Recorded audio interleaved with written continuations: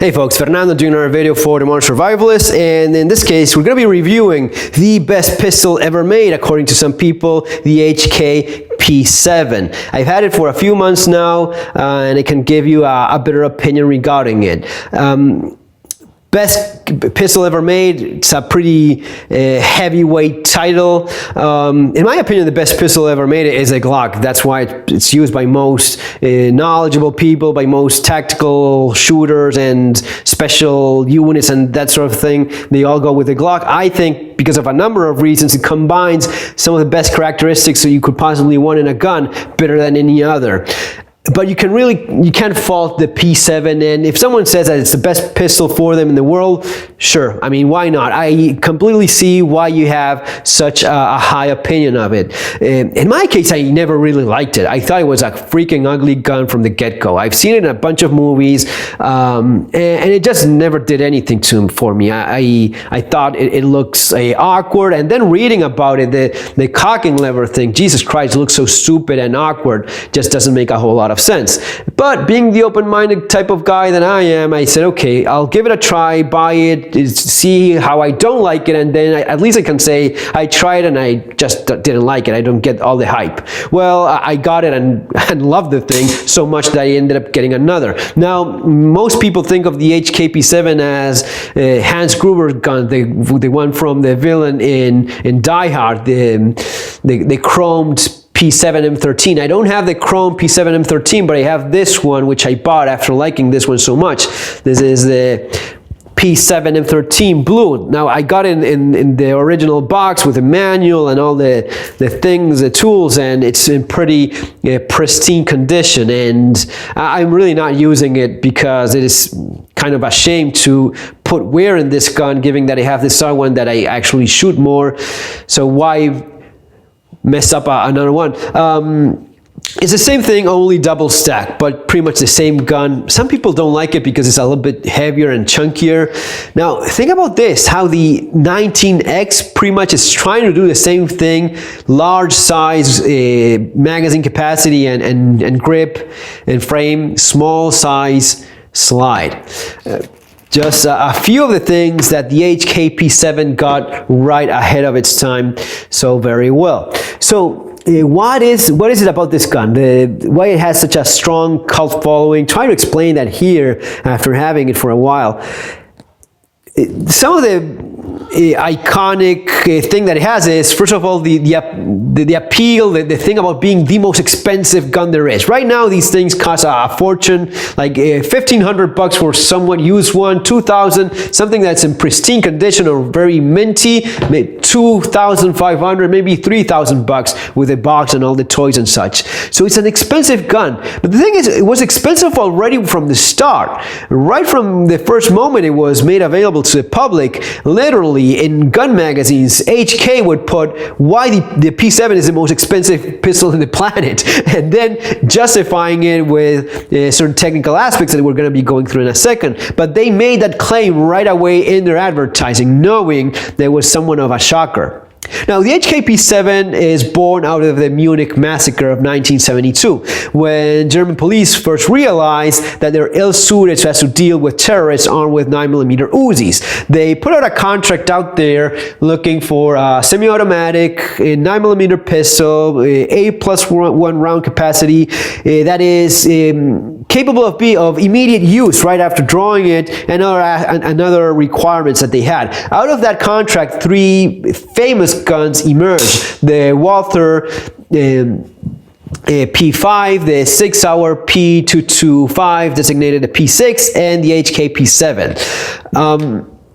Of course, this is the P7 M8, which is very similar to the original P7, which was the SPS. Pretty much the same thing, only the European heel magazine release instead of the more Americanized one that they came out for the P7 M8, so as to appeal to the American market. And they added this heat shield, which we're going to be getting to in a second. Realize how ahead of its time this gun was. It hasn't got any manual safety of any kind, and it's completely ambidextrous, either way, either side. And I really like the magazine release on HK. This lever, I think it's better than the button. You don't have to press down, you just flip it down a little bit with either finger, and in both hands, very natural. The big thing about this gun is the cocking lever, which arms the gun when you press it. It seems kind of complicated. It's really not. It is genius. Only, yes, it involves a little bit more complex manufacturing. It has a few parts. It is not really rocket science. It's just a couple levers on the inside. Some people think, oh, that's so intricate and complex and it breaks. No, it is not fragile. The gun is super rugged and reliable. And then you have that gas system. So those are things that are more expensive to make. That's why the gun was so expensive. And HK really doesn't make cheap stuff. So when they did a somewhat more complex gun, of course, the price went along with that. But it's revolutionary in a number of ways. What is it that people love about it besides the hype, the iconic image that it has, or whatever it is that they like from a movie or whatnot? First of all, it is a very well-made gun. It's a fantastically well-made gun by HK, all forged steel. So it's a tough, reliable gun. It is a simple gun without any levers or anything messing around. This one is quite streamlined in spite of being a little bit heavy because it is steel, but you know, once you grip it, and any shooter will naturally put more than enough pressure to keep it down. Once it's lowered, it just stays in place with minimal pressure. It's not tiring your hand. The cocking lever also works as a magazine, as a slide release. So it's very easy to, it's very fast and easy to just press that and it just releases a slide and you have a new round. I know a competitive shooter that used a P7M13 in competition, winning competitions with it. So once you're used to it, it's a very fast gun to shoot. Besides all that, it is a super reliable gun. One of the things you realize as soon as you look at this gun is how tiny the slide is. And if you know anything about firearms design, you know that in a 9mm, it's nearly impossible to have a slide this small. Usually you will have larger slides in 9mm guns, because if not, it's going to be moving fast, too fast backwards, and it's going to be opening the chamber before pressure drops in that case to safe levels. Usually you will have a tilted barrel system, like in your Glock, like in your 1911, high power, and most other guns. So it's going along, slide and barrel, they're locked with a chamber. It's going along with it for a couple millimeters until that pressure drops. Only then it tilts, tip goes up, and it ejects the spent case. None of that is happening here because you have a tiny slide and you have, look how simple it is to disassemble. You just press that button there, pull it back, boom, there you are. You have a fixed barrel. So it's not just small and tiny, the slide, it's just a fixed barrel as well. Usually this is done in 22, 32 or 380 at most. How is it that they managed to do a tiny slide with a fixed barrel in a 9mm? Well, they use a system called delayed gas system, which is basically bleeding a little bit of gas from the fire round through a hole right there in front of the chamber and going to a gas chamber underneath the barrel, which is visible right there. So gas goes in there and it's combining with, working with a piston that's attached to the front of the slide, so it's not being allowed to go back until pressure drops in there to safe levels. Only then it's allowed to go back, cycle, eject the spent case, and go back. It is a very reliable gun for a couple reasons. First of all, notice the fluted chamber, which Glock used just months ago for their latest gun, the Glock 44 and 22 long rifle. The 22 is famously unreliable, and Glock used a similar chamber, fluted like this one, which it was used in their G3 rifles, so as to make the gun more reliable. The P7 was already using it in 1976 when it first came out. Besides that, also notice how closely aligned the round is to the chamber. Most guns will have like a bigger ramp that has to hit the tip and go up, and sometimes with hollow points, a little bit problematic. Here it is almost aligned with it, just goes whoops straight into there. very easily. I have never had a single malfunction with this gun firing Full Metal Jacket or Jacket Hollow Points or EMBs or wherever I fed it. Never had a single failure with it. It works because of that fluted chamber. Gas goes like around the case and pushes it out. Even if you remove the extractor, the gun still ejects the spent case. And to assemble it, it's a little bit trickier having the camera in there, but basically you have to put that thing there, and there you go. That is it. Gun already assembled. Magazine goes in a straight line. You don't have to go in an angle like following that. The angle itself, I think it's a 110, which HK determined to be the more natural pointing angle, which most guns ended up replicating and using in later designs. It is a polygonal rifling barrel, makes it easier to clean and handles things a little bit better. It was, of course, used by Glock. Glock copied a ton of things from this design in their gun. In fact, Glock copied so many things. They even copied the little lever, but instead of doing something like this, which was a lot more complex, a lot more expensive, Glock came up with a genius idea of, I'm gonna be putting a tiny lever in there, and that's gonna be it. And it worked extremely well for them, of course. No doubt about that.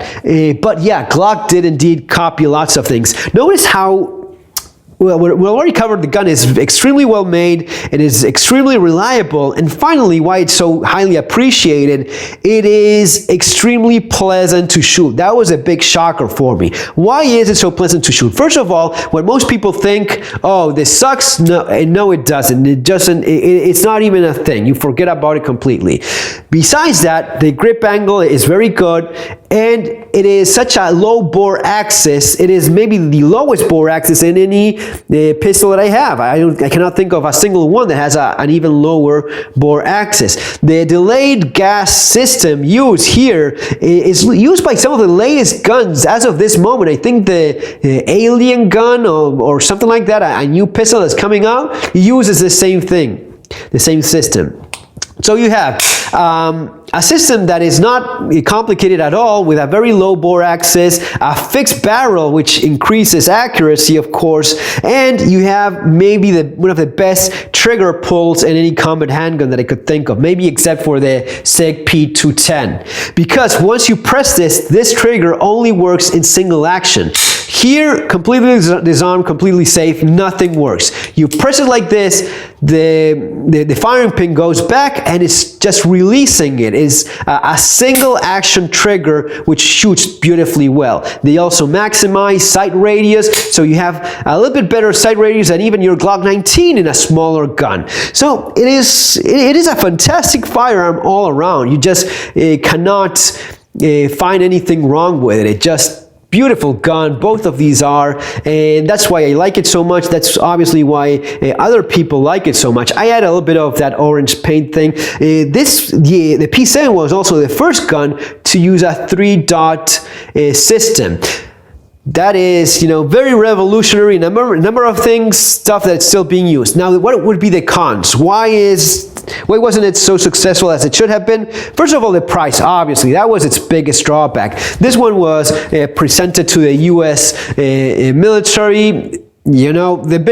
Clearly the problem was pricing. Putting the most expensive gun in the planet in service is not something that most military are going to be looking forward to.